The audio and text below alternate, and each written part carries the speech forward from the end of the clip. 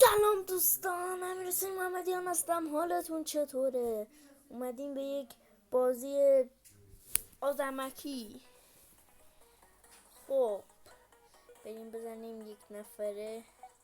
سلاحامون رو انتخاب میکنیم.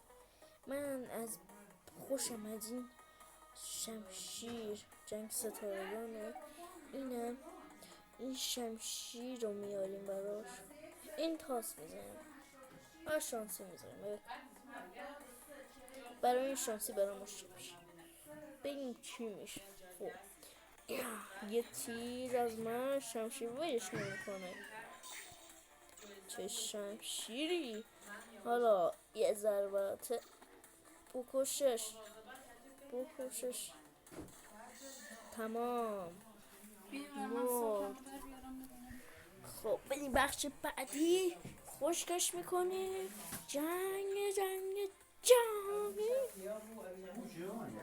حالا ادامه بازی.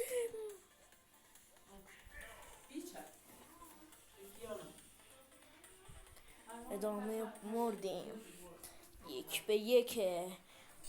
یه اسکلت نه، برق میزنیم بهش، شمشیرمونو میکنیم تو پاچه. ببخشید میزنیمش.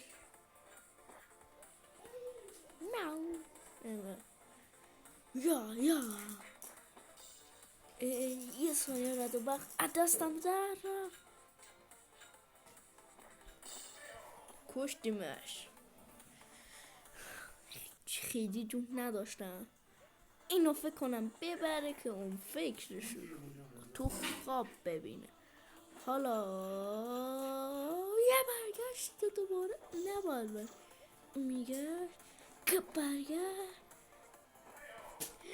برای اختلاف کمی. حالا دوباره یه ضربه خوب از من. این خواهرزادم اینجاست. نینیه. خب بریم دو بازی 4-2 فعلا. اشتباه از من. حالا یه تاسمانی. ضربه ببر تاسمانی.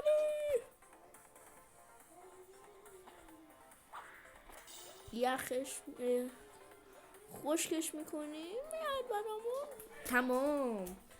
وای بازی خیلی خوبیه گفته باشم. حتما اینو نصب کنی.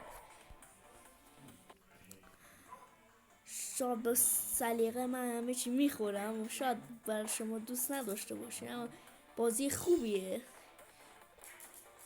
اینم بریم. کی میبره آیا توی این مسابقه؟ این همیشه من بازنده بودم. همیشه نه ها، چون یه دیر بازی میکردیم یه بوم میافتاد توش همه منو بخوابه. کشتیمش. بچه ها تا یه ویدیوی دیگه. خدافظ.